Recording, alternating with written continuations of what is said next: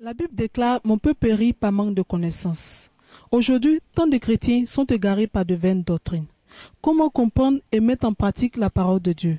Pour le nouveau numéro de l'émission Enseigne-moi, présenté par Caroline Yao, nous allons rendre visite au pasteur Guidi. Bonjour, pasteur Guidi. Bonjour, bien-aimé. Pourquoi avoir choisi le ministère de la pastorat?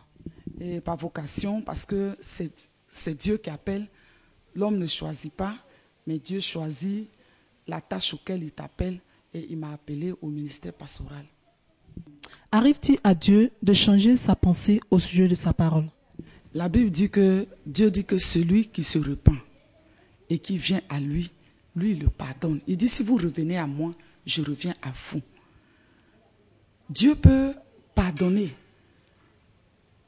Quand la Bible dit que Moïse a amené Dieu à changer d'avis, ça ne veut pas dire que à chaque fois qu'un homme pêche, un chrétien pêche ou bien une personne pêche qui s'en va se repentir, en même temps Dieu change d'idée. Non, Dieu change de sentiment envers la personne qui se repent. Ça ne veut pas dire qu'à chaque bout de champ, quand tu as péché, tu viens, tu pêches aujourd'hui, tu viens, tu demandes pardon au Seigneur, il te laisse, et puis demain tu fais encore, tu viens demander pardon au Seigneur pour le même péché, ce n'est pas possible. Dieu peut changer de sentiment envers quelqu'un qui revient à Dieu. Dieu dit au peuple d'Israël, si vous revenez à moi, je reviens à vous. Si tu reviens à Dieu, Dieu revient à toi. Mais si tu ne changes pas de position, ne dis pas que Dieu doit changer forcément sa position à ton égard. L'âme qui a péché, la Bible dit que c'est cette âme qui mourra. Donc, Moïse était un homme spécial. Moïse parlait avec Dieu bouche à bouche. Aucun homme n'a parlé dans ce temps-là avec Dieu comme Moïse le faisait. Et Moïse a présenté la situation du peuple de Dieu à Dieu en disant, voici, regarde autour, les nations au milieu desquelles tu as enlevé ce peuple pour l'envoyer ici. Quand ils vont entendre que tu as frappé ce peuple, tu as exterminé ce peuple dans le désert, qu'est-ce qu'ils diront de toi? Dieu a réveillé, et Moïse a réveillé Dieu. Il a compris qu'il ne peut pas regarder l'acte que ce peuple est en train de poser aujourd'hui, mais il doit regarder à sa grandeur, il doit regarder en son nom et agir à cause de son nom. Donc c'est à cause de son nom qu'il a écouté la prière de Moïse. Et Moïse a demandé pardon à Dieu pour ce que le peuple fait. Parce que ce peuple qui est sorti de l'Égypte est un peuple qui ne le connaissait pas Dieu. Donc Moïse devait amener ce peuple non seulement à connaître Dieu, à voir la crainte de ce Dieu. Donc, c'est lui qui parle avec Dieu. C'est lui qui entre ce peuple et Dieu. Donc c'est lui qui cherchera la faveur de Dieu pour ce peuple-là, en ce temps-là. Donc voici un peu. Et aujourd'hui, un chrétien qui a péché pendant le temps de la grâce et que ça ne te dit rien, tu pêches, et puis un matin tu vas, Seigneur, pardonne-moi, et puis c'est fini. Non. La Bible dit que Dieu, il n'a pas épargné son propre fils. Est-ce qu'il pourra épargner le fils de l'homme que nous sommes? Celui qui n'a pas épargné son fils, il n'épargnera personne. Mais celui qui se repent, celui qui demande pardon au Seigneur et qui se repent, reçoit la faveur de Dieu. Mais tant que tu ne te repens pas, ne demande pas à ce que Dieu change d'idée. Il change de sentiment à ton égard. Ce n'est pas possible. Qu'est-ce que la repentance? La repentance, c'est un retour. C'est un détournement.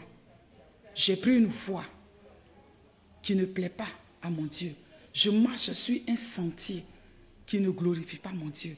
Et je m'assois et je rentre en moi-même et je reconnais que où je vais ne glorifie pas Dieu. Ce que je fais ne glorifie pas Dieu. Je retourne, je fais un pas derrière. Nous prenons l'exemple de ce fils prodigue qui était dans la Bible. La Bible dit qu'il est entré en lui-même. Et quand il est entré en lui-même, il a dit, mais son père a des mercenaires, son père a des travailleurs. Et lui qui est le fils de cet homme, qu'est-ce qu'il fait en train de négocier pour manger la nourriture des porcs, manger la nourriture des cochons? La Bible dit qu'il est entré en lui-même. Et il a compris qu'il a péché contre son Père. Il a péché contre le ciel.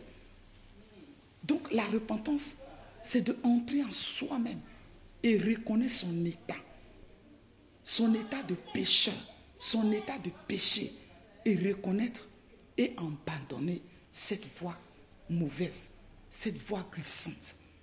Voilà la repentance. La repentance peut être aussi une forme d'humilité. Oui, la repentance est la plus grande forme, comme je le dirais, d'humilité.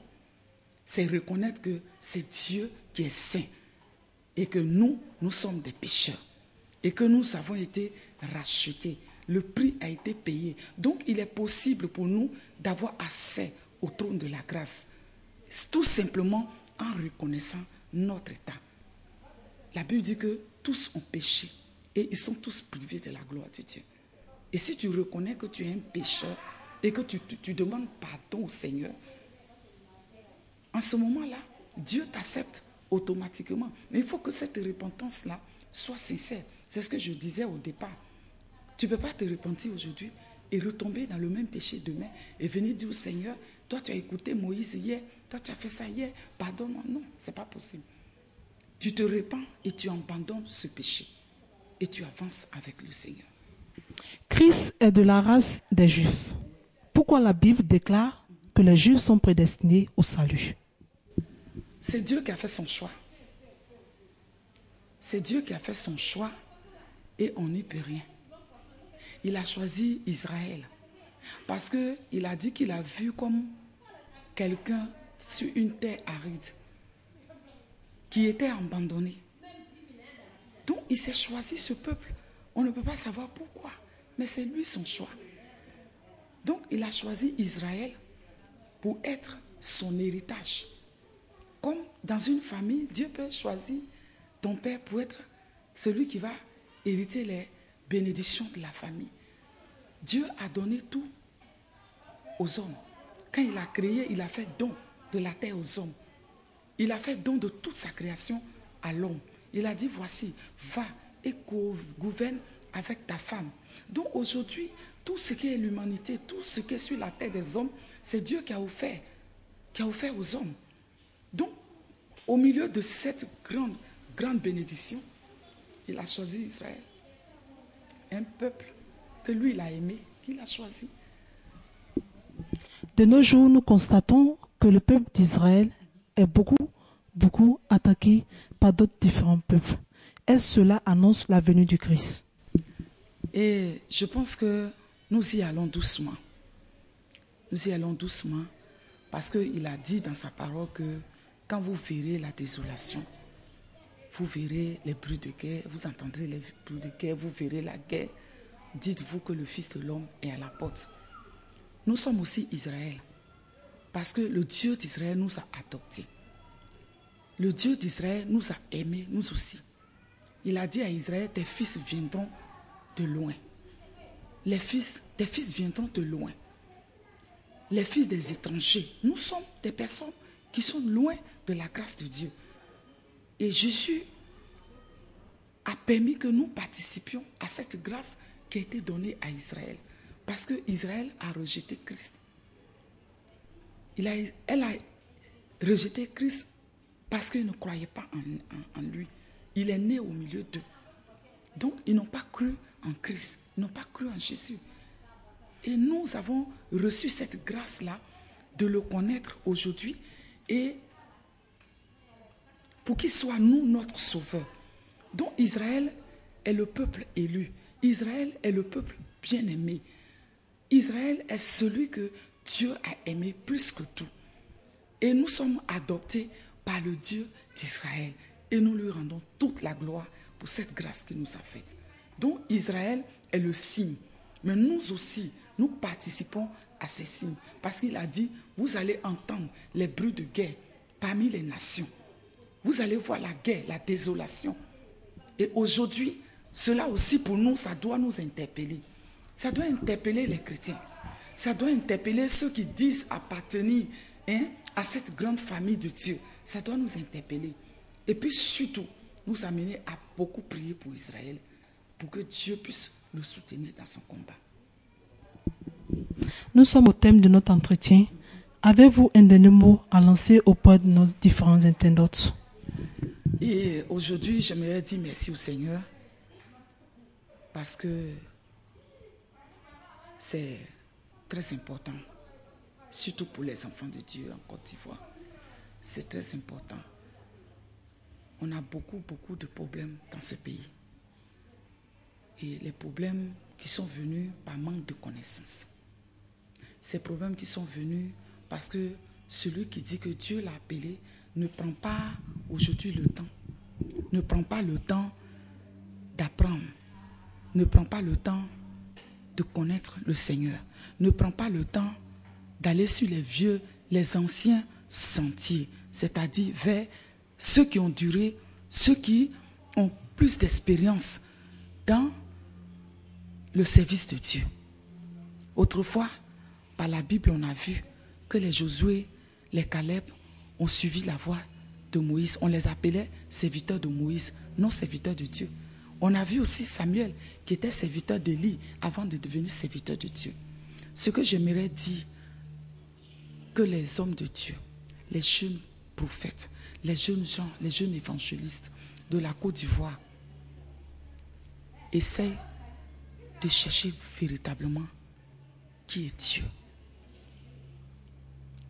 Et de cesser de montrer à cette nation et aux autres nations que ce Dieu que nous adorons, que ce Dieu que nous servons, il se trouve que dans les vêtements, il se trouve que dans les voitures. Ce Dieu-là se trouve que chez celui qui a plus de moyens, celui qui a plus de vêtements, celui qui a plus de voitures, c'est avec celui-là que Dieu se trouve. Mais il y en a qui sont comme Jean-Baptiste. Ils n'ont pas de vêtements, ils n'ont pas d'immeubles, ils n'ont pas de voitures, mais les rois les craignent. Les rois les craignent.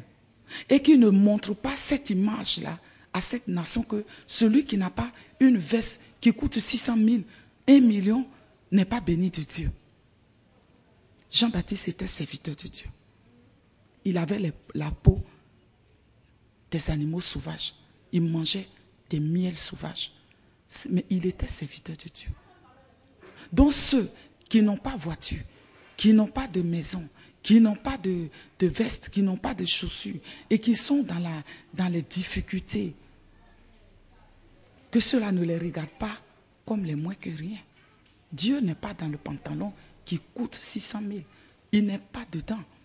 Même les hommes les plus faibles, ce sont des serviteurs de Dieu. Ce sont des hommes de Dieu. Et que cette génération arrête de faire croire à cette nation que c'est quand tu t'habilles bien que tu es enfant de Dieu.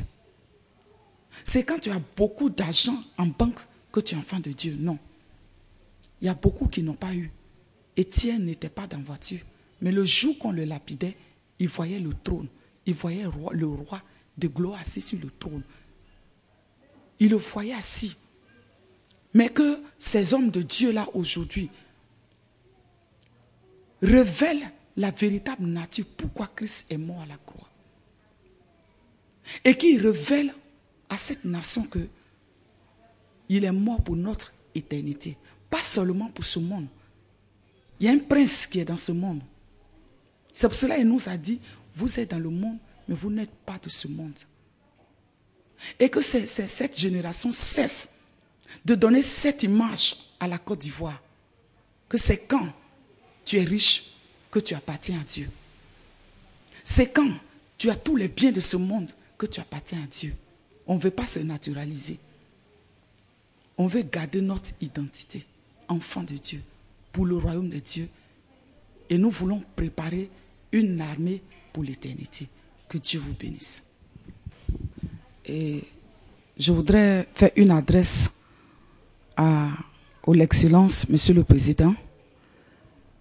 Et je suis une jeune femme, je suis ivoirienne.